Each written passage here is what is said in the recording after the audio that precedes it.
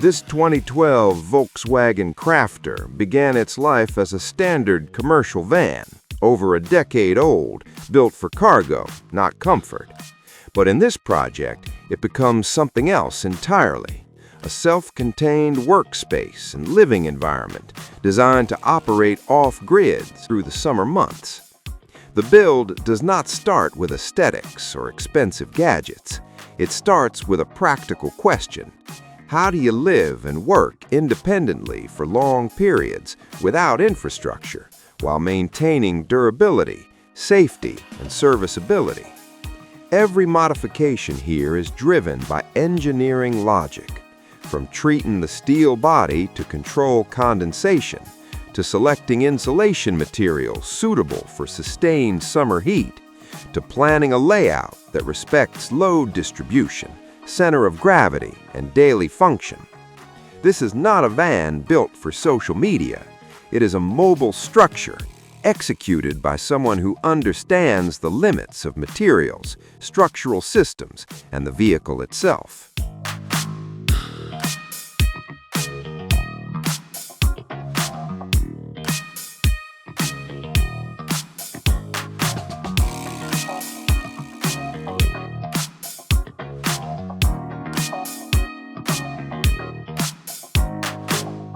The first stage of the project is not visually impressive, but it is structurally critical. He removes all factory linings, the old floor, and the cabin bulkhead, stripping the van back to its bare shell. On a commercial vehicle of this age, this step is non-negotiable. Old panels often conceal accumulated dirt, trapped moisture, and early-stage corrosion. Ignoring this would compromise every layer added later. Once stripped, the entire cargo area is pressure washed and mechanically cleaned.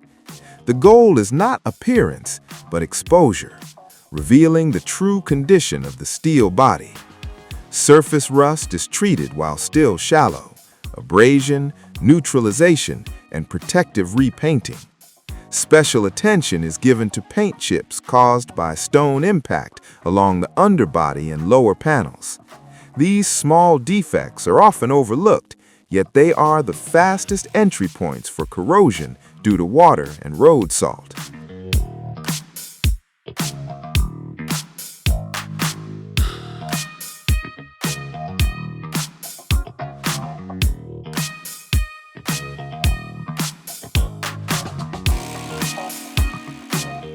The roof rack is custom-built using galvanized uni-strut. This is a deliberate engineering choice. Uni-strut allows solar panel loads to be distributed across existing roof ribs while remaining adjustable and serviceable in the future. Just as importantly, it minimizes unnecessary permanent penetrations in thin roof sheet metal.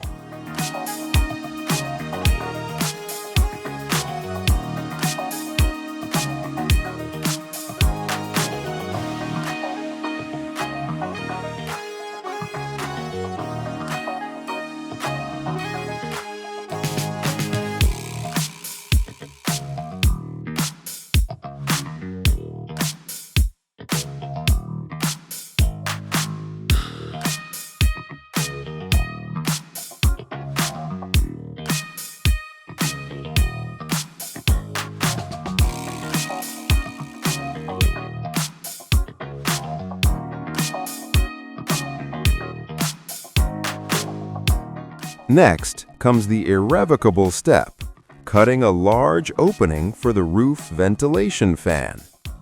Roof cuts always carry risk if deformation and vibration are not properly controlled. Measurements are precise, and the cut is aligned with structural ribs to avoid weakening the shell. The cutout is reinforced with a wooden frame, creating a flat, rigid mounting surface for the fan assembly. Waterproofing is treated as a system. Sealant, gaskets, and protective coatings applied in multiple layers, including exposed steel edges.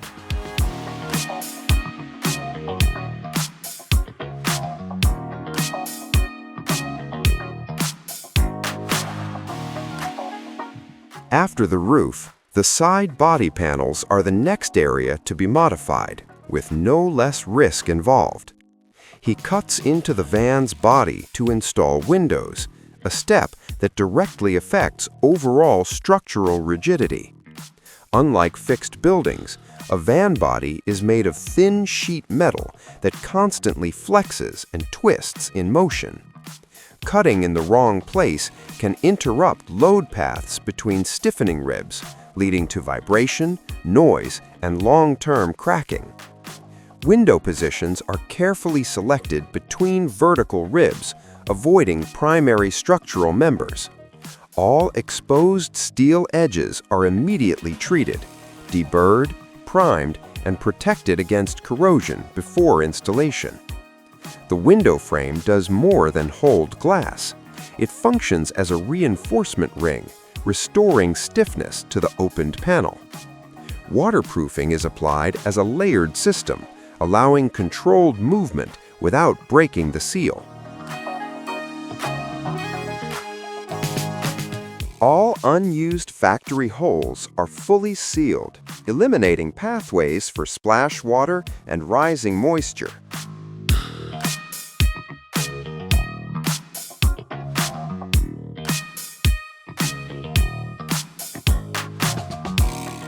The floor framework is built from moisture-treated timber. Notably, the entire structure is bonded using structural adhesive and high-strength tape, without drilling new holes into the steel body. This preserves the factory anti-corrosion layer and avoids creating new moisture bridges.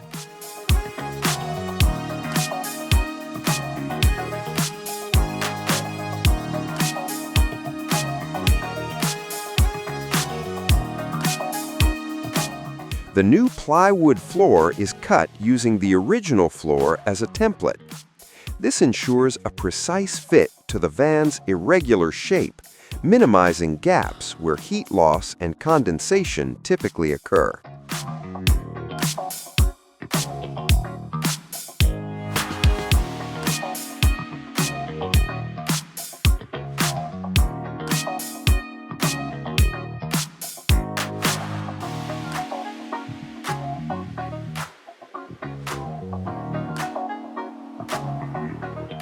For insulation, both the floor and wheel arches are lined with natural sheep's wool.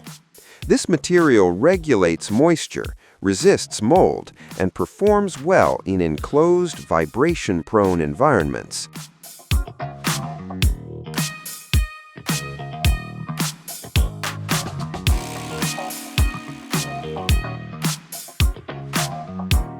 Finally, the floor is installed and the wheel arches boxed in.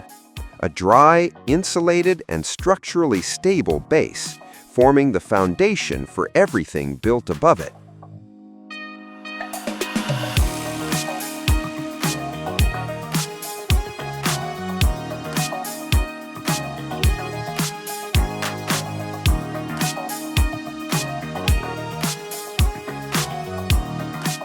He begins the sofa bed build with its structural frame.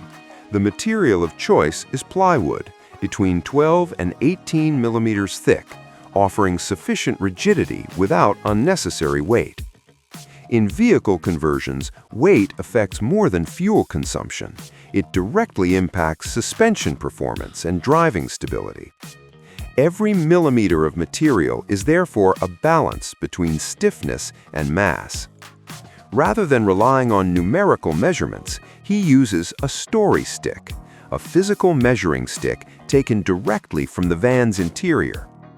This technique is common in boat building and custom cabinetry, where perfect square geometry does not exist. A van body is never truly straight. Curves, twists, and tolerances vary along its length.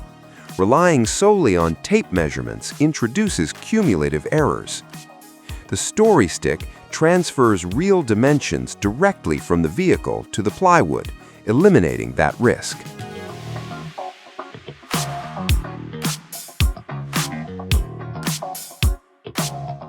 The sofa is designed around 3 distinct compartments.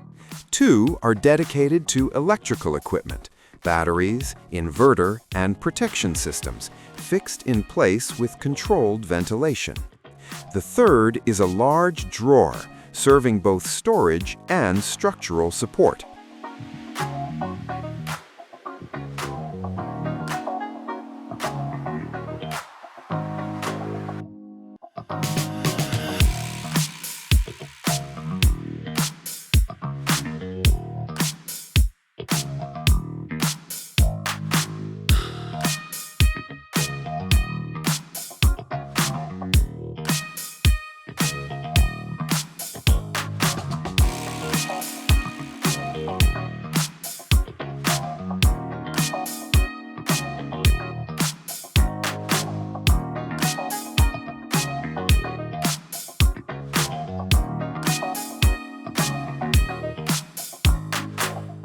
The pull-out bed mechanism is the core of the design. Instead of relying on expensive, heavy-duty slides, he adopts a more efficient solution. The bed surface is built from slats, with every second slat designed to extend outward, creating the required length when deployed. At full extension, the large drawer beneath drops down to contact the floor. At that moment, it stops acting as storage and becomes a load-bearing leg. Weight is transferred directly to the vehicle floor, relieving stress on both slides and plywood structure.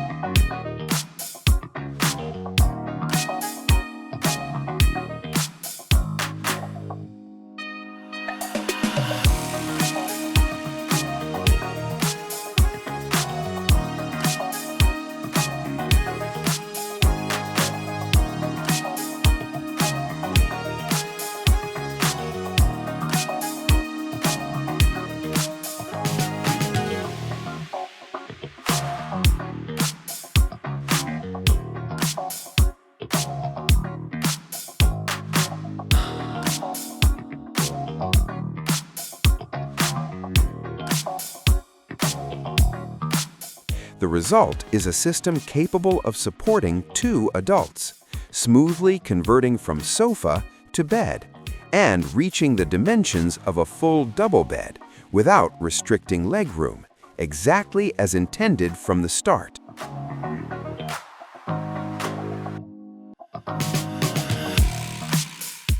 The off-grid electrical system begins on the roof, where all energy is generated. He installs 2 200-watt monocrystalline panels. Wired in series, they deliver a total of 400 watts at a voltage matched to the solar charge controller. Series wiring does more than simplify connections. It reduces cable losses, and it improves performance under uneven sunlight, a common condition when the vehicle is partially shaded or parked at an angle. The panel frame and mounting system are custom-built to attach directly to the factory roof rails. This approach avoids penetrating the main roof skin, and it distributes dynamic loads through mounting points designed by the manufacturer. However, routing solar cables into the vehicle still requires one additional roof penetration. The entry point is carefully selected. Exposed steel is treated. A dedicated waterproof junction box is installed. All penetrations are sealed in multiple layers, designed to remain watertight under heavy rain and constant vibration. In a mobile electrical system, solar panels are only as good as their installation. They must remain secure against wind, movement, and weather, and reliable enough to perform year after year on the road.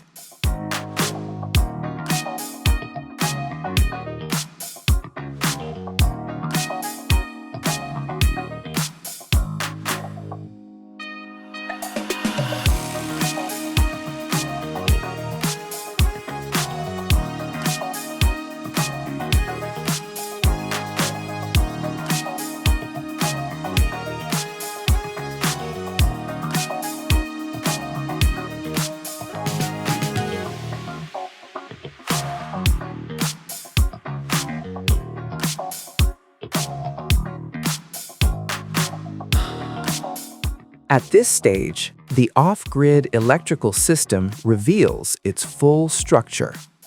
It is designed around three independent power inputs.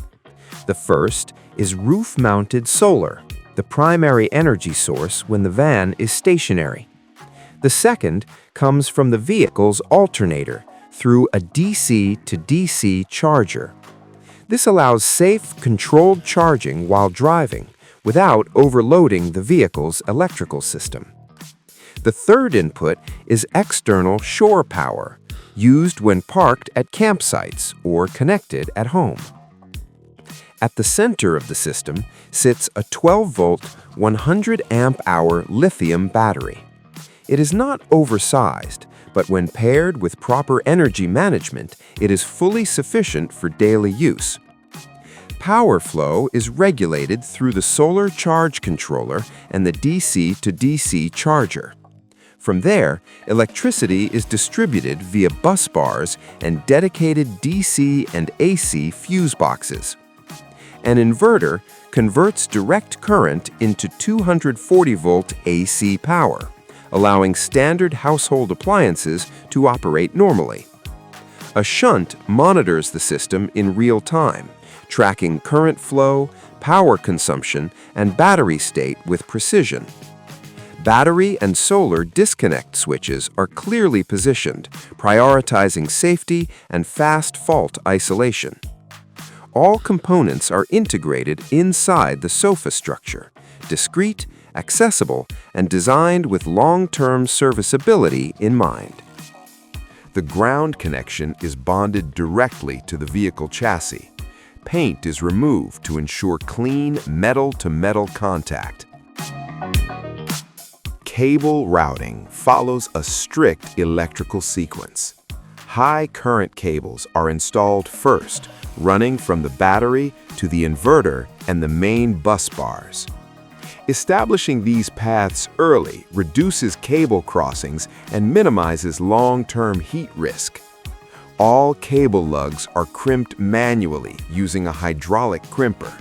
The process is slow but essential for reliable electrical contact. In a system exposed to constant vibration, a poor crimp will eventually become a hotspot.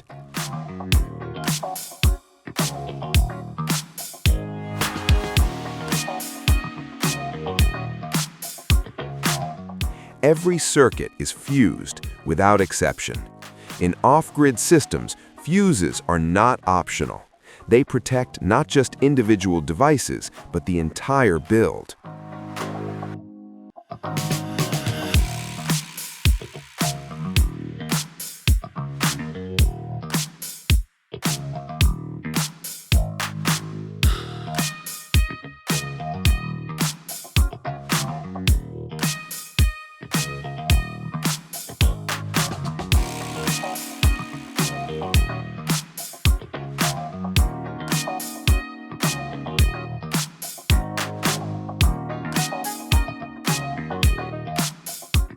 If you find this interesting and helpful, don't forget to like and subscribe to our channel to support us.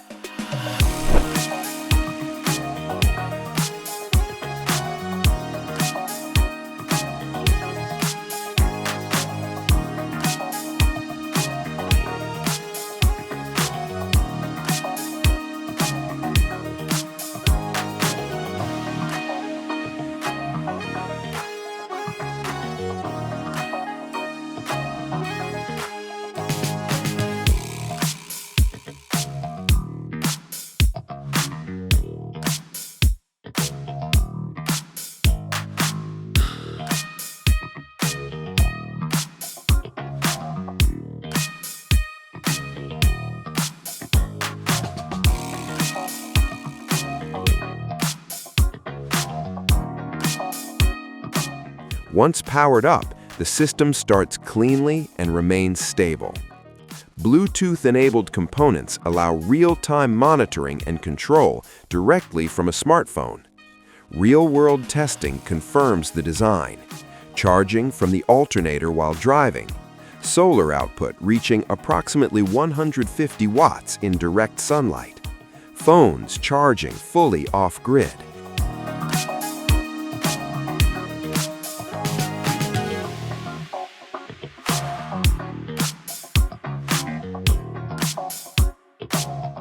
and even a 3D printer running directly from solar power. At this point, the system is no longer theoretical. It is operational, ready to support both work and life on the road.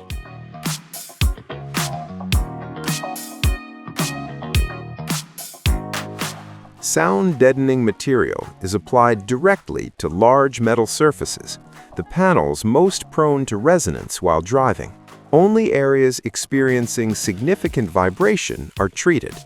The insulation layers added later will further absorb vibration and airborne noise. Because of this, full coverage is unnecessary. He moves on to building the wall framework. The material selected is 12mm plywood. The framework is fastened directly to the vehicle body using self-drilling screws rather than riv nuts. From a purely technical perspective, riv nuts provide cleaner connections and easier removal in the future. Self-drilling screws allow rapid installation straight into the steel ribs, eliminating additional steps and specialized tools. As long as each penetration is properly treated for corrosion, this method is more than adequate for lightweight interior structures. The 12mm thickness is a deliberate compromise, thin enough to follow the natural curvature of the van walls, yet thick enough to hold screws securely, supporting future panels, cabinets, and interior fixtures. When transitioning into the kitchen and main storage system, he begins with the non-negotiable elements. Two 25-liter water containers, one for fresh water, one for waste, must be removable directly through the sliding door. They are accessed without passing through the living area. This layout improves daily usability and significantly reduces the risk of spills and odors inside the van, a common failure in poorly planned builds. The next fixed component is a top-opening refrigerator. It is positioned above the wheel arch, a space often difficult to use, and integrated into a pull-out drawer for easy access. This solution turns dead space into functional storage, while maintaining better cooling efficiency than front-opening fridges in moving vehicles. Construction begins with the fridge drawer itself. The reason is simple. Tolerances are extremely tight. Once the drawer operates smoothly, at the correct height and full extension, it becomes the geometric reference for building all remaining cabinetry.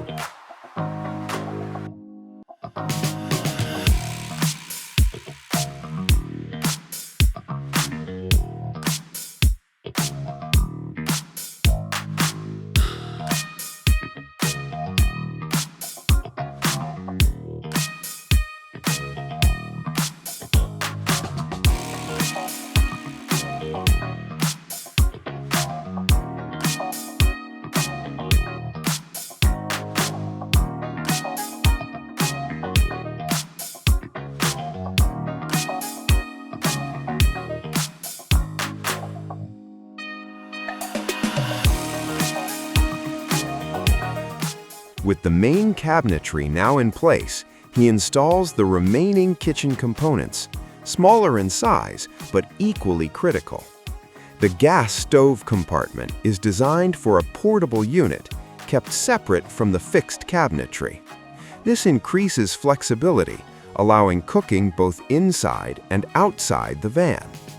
At the same time, it reduces the risk of gas accumulation within an enclosed space. A dedicated cutlery drawer is positioned at an ergonomic height. It is deep enough to secure utensils while driving, without consuming valuable living space.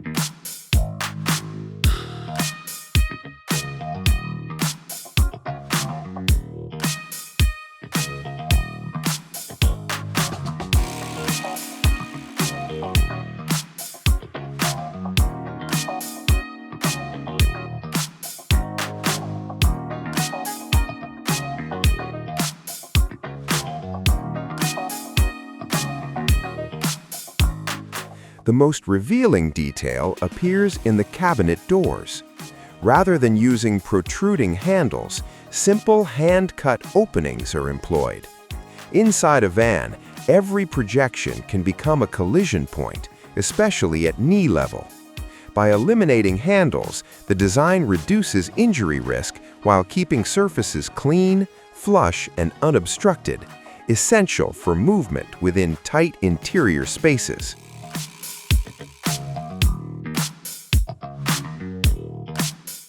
The benchtop is where the project intentionally slows down. Not because the work is difficult, but because it cannot be rushed. The material comes from reclaimed timber, salvaged from a church more than 150 years old. Old wood carries history, but it also carries risk. Each board is ripped, planed, and glued with care. Grain orientation is deliberately controlled to reduce internal stress and limit warping in the van's constantly changing climate. The sink opening is cut with precision. The rear edge is reinforced and extended into a backsplash, protecting the wall from water and impact. Old nail holes are filled with black epoxy. They are not hidden, they are preserved as part of the material's story. The surface is finished with wipe-on polyurethane, chosen for durability, moisture resistance, and long-term wear, rather than chasing so-called food-safe claims that offer little value in a mobile environment.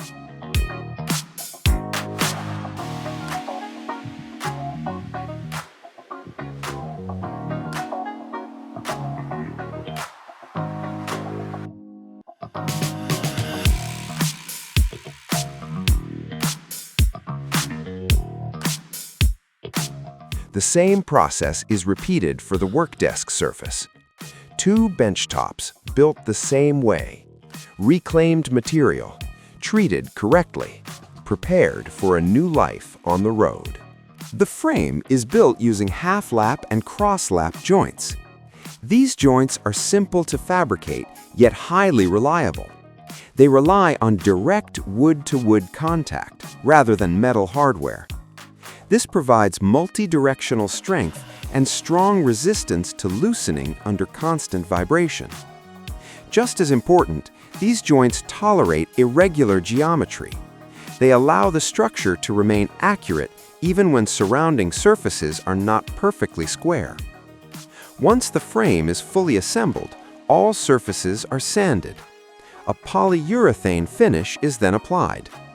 The coating protects against moisture and surface wear while preparing the structure for future drawer installation and additional hardware.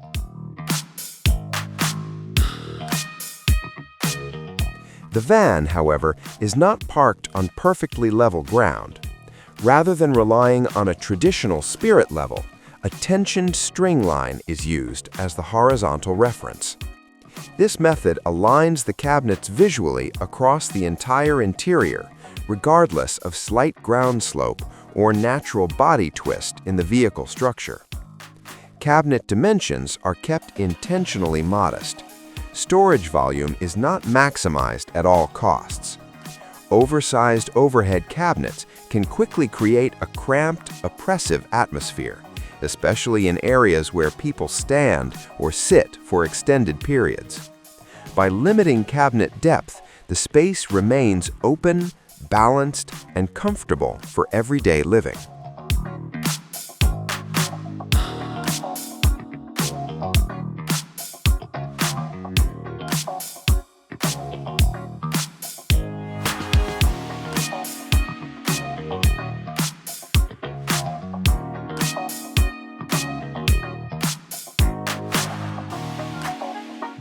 Three overhead cabinets are constructed, one above the kitchen, one above the work desk, and a longer unit running the full length above the sofa bed.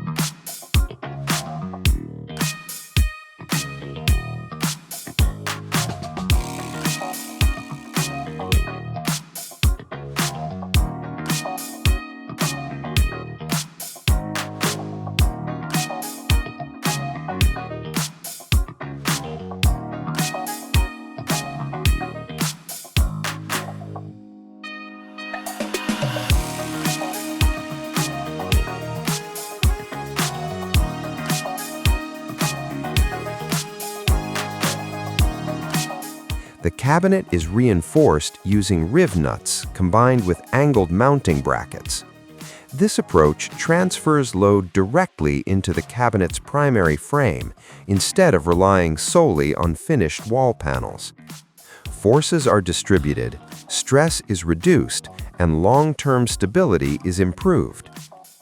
In vehicle conversions, good design does not mean never changing direction. It means adapting when real-world conditions make themselves known. He turns his attention to the ceiling, the most geometrically challenging surface inside the van. An additional ceiling frame is installed. It is fixed directly into the steel roof ribs using riv nuts, providing structural strength while remaining fully serviceable. The ceiling design intentionally avoids flat planes. Instead, it adopts a triangular framework, inspired by 3D mesh systems used in lightweight engineering and architectural structures. Triangles offer inherent stability. They adapt more easily to the complex curvature of the van roof, reducing stress concentrations and minimizing long-term warping or panel sag. This ceiling structure also integrates aluminum profiles. These serve both as secondary framing and as mounting channels for LED lighting strips. Aluminum dissipates heat efficiently, extending LED lifespan and ensuring reliable performance over time. The result is clean, continuous lighting, integrated directly into the structure without visual clutter.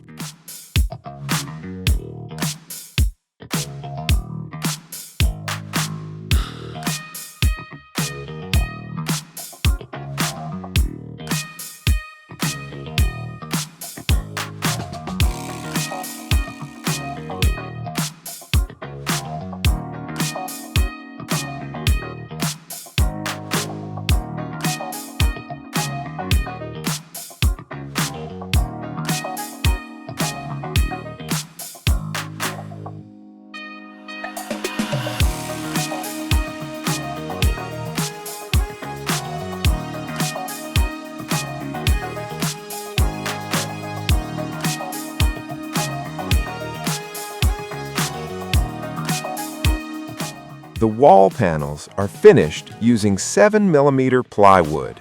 Thin and lightweight, the material flexes just enough to follow the van's natural contours without adding unnecessary mass. Panels are mounted with exposed screws, leaving all fixings fully visible. This is a deliberate choice. Visible fasteners allow rapid removal for future access to wiring, insulation, and structural elements behind the walls. In exchange, a distinctly technical aesthetic is accepted: honest, functional, and purposeful. From the beginning, mounting locations for critical components are integrated into the wall system. AC power outlets, USB charging ports, and the battery monitoring display. This approach eliminates ad hoc cutouts later in the build and keeps the layout clean and intentional.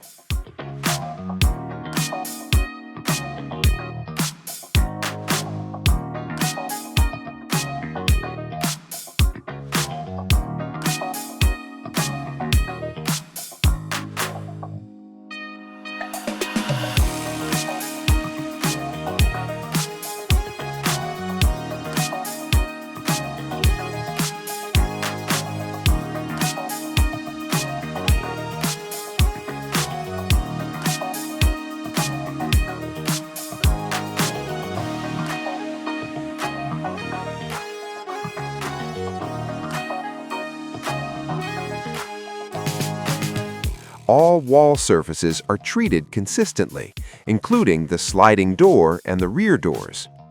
When closed, these elements visually merge with the fixed wall panels, removing the common disconnect between doors and surrounding structure. At this stage, every decision prioritizes long-term usability, not for display, but for living with the vehicle.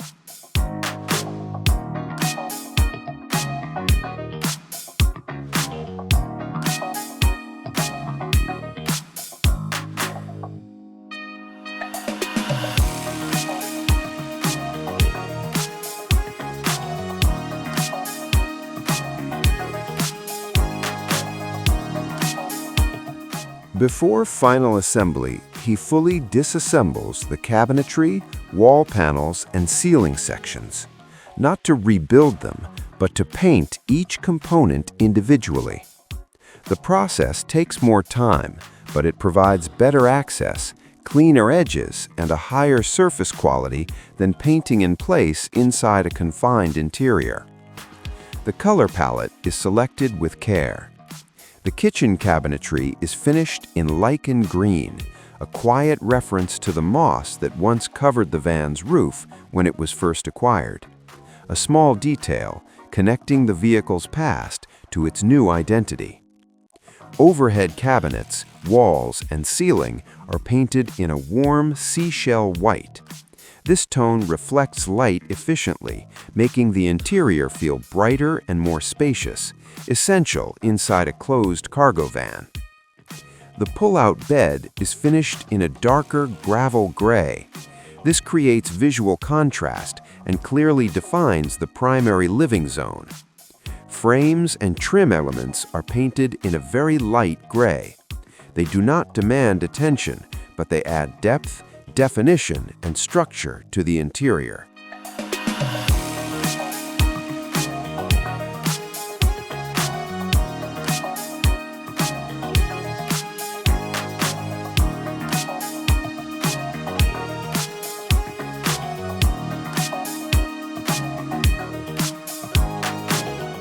Once the paint has fully cured, the off-grid electrical system is reinstalled for the final time.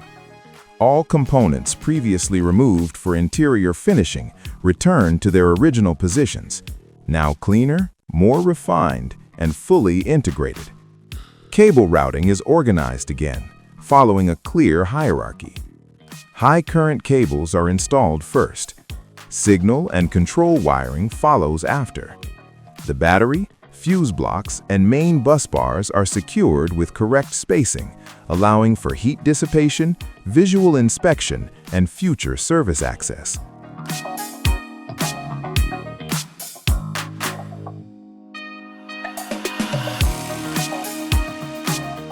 Each electrical load serves a clearly defined purpose and usage pattern.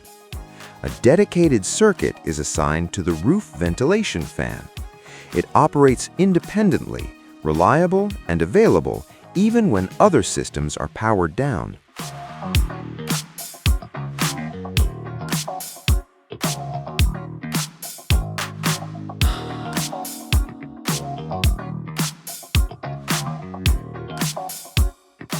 USB outlets are positioned at the kitchen and beside the bed. Placed exactly where they are needed, they reduce loose tables and eliminate unnecessary adapters. Lighting is divided into 3 separate LED circuits. The work desk uses cool white light, providing sufficient illumination for extended tasks and detailed work. Warm under-cabinet lighting creates ambient illumination and reduces eye strain during evening hours. The triangular ceiling is the most labor-intensive element. It is built from 12 individual LED strips, requiring extensive hand soldering to maintain clean wiring, consistent brightness, and precise alignment.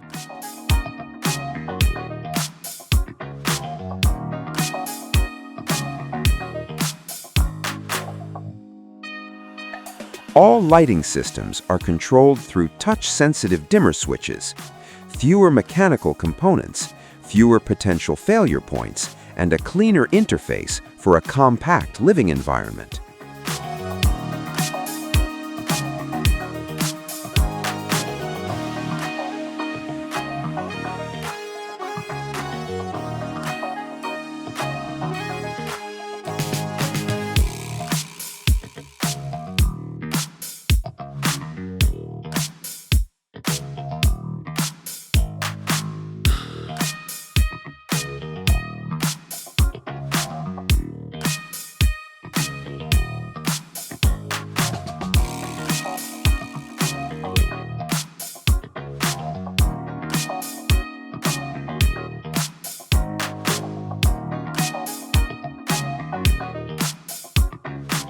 RGB LEDs are intentionally avoided, not for aesthetic reasons, but to eliminate flicker and inconsistent light quality, issues that become impossible to ignore when living long-term in a confined space.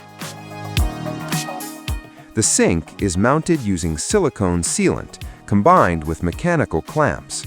The silicone provides waterproofing and vibration isolation.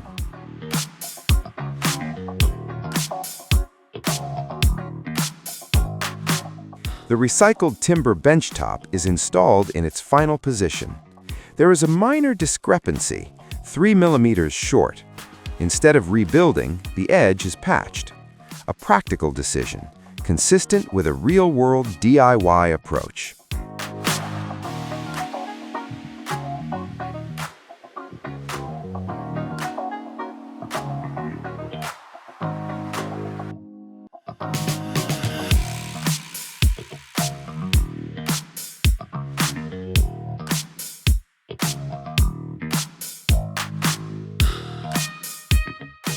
The cold water system uses a straightforward layout.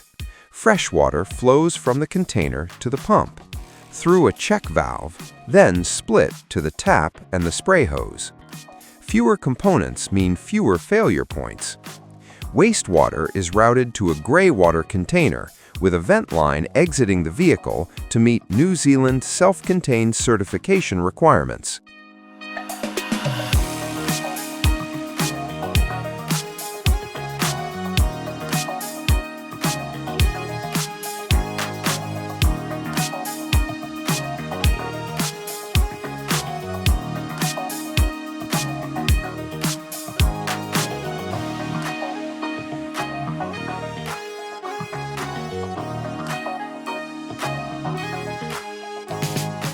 Both water containers are restrained using physical stops and tie-down straps, preventing movement during braking or sudden maneuvers.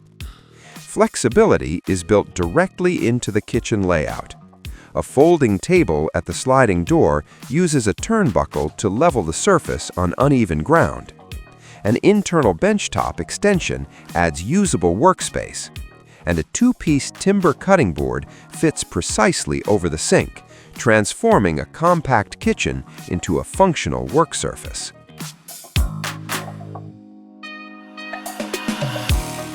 The kitchen benchtop is expanded using a folding mechanism. When needed, the surface unfolds to provide additional workspace. When stowed, it folds flat against the cabinet, preserving clear floor space inside the van.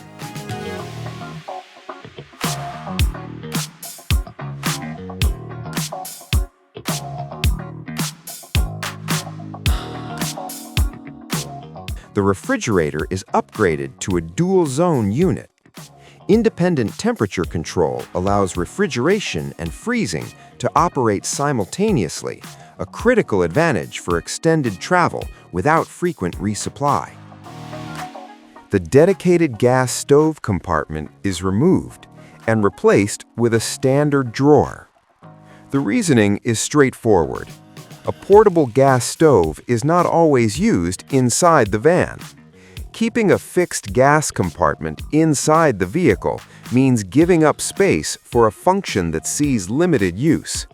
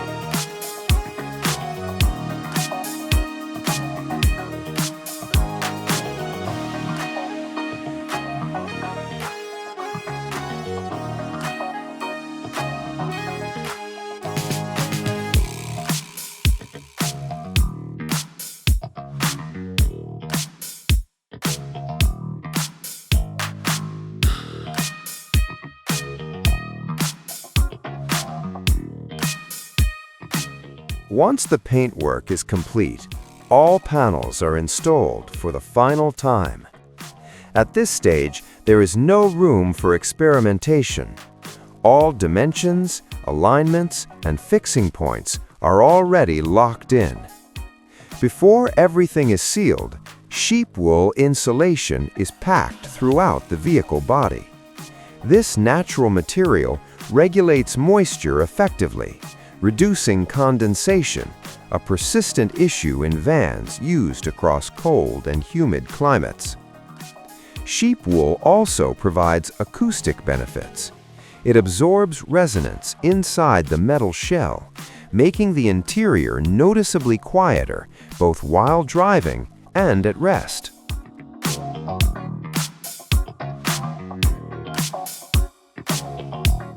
Cabinet backs are closed using 3mm plywood, stiff enough to maintain structural integrity, yet light enough to avoid unnecessary mass. The windows were also fitted with curtains and screens to ensure light while maintaining privacy.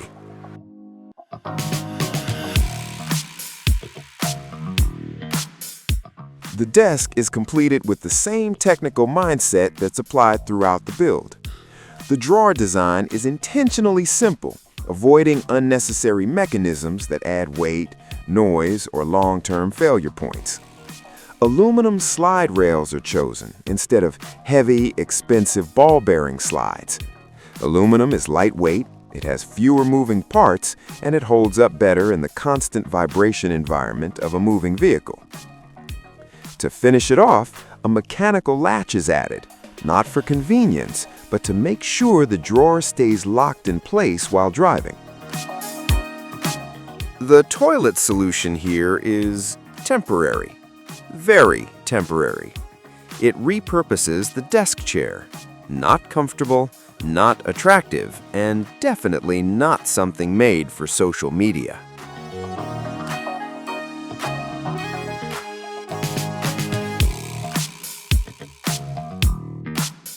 In the cabin area, he focuses on a very practical detail.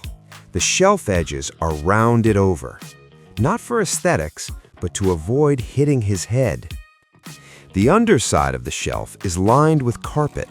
This layer softens impacts and helps dampen noise when accidental contact happens, especially in low light.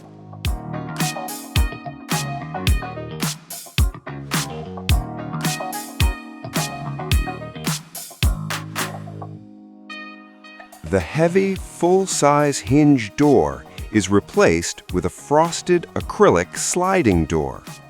The reason is weight. Large hinge doors place significant load on hinges and cabinet frames, especially in a vehicle subject to constant vibration. Frosted acrylic is much lighter, reducing inertial forces during braking or on rough roads, and lowering the risk of hinge loosening or frame deformation.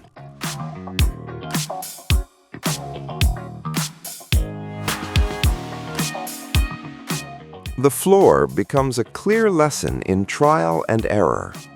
Initially, industrial rubber flooring is tested. On paper, the material is durable and waterproof. In practice, it is too dark and abrasive on the skin when kneeling or working on the floor. This is a straightforward failure, not due to workmanship, but due to choosing the wrong material for a living space.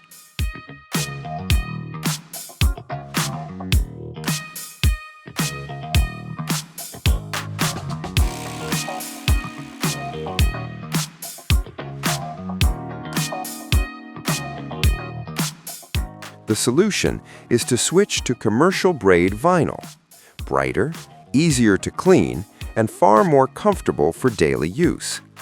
Vinyl may not sound technically impressive, but it is the right choice. Curtains are installed to fully cover the windows at night. Magnets are sewn into the edges. They hide awkward gaps and hold the curtains in place without complex rails or hooks.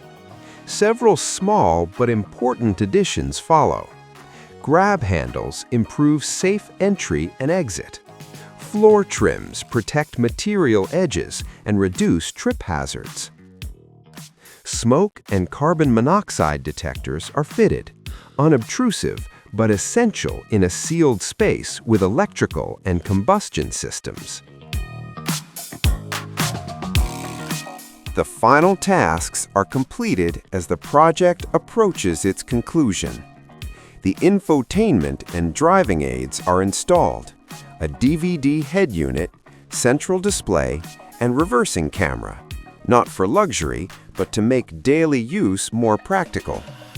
The softest part of the interior comes last, the bed and sofa cushions.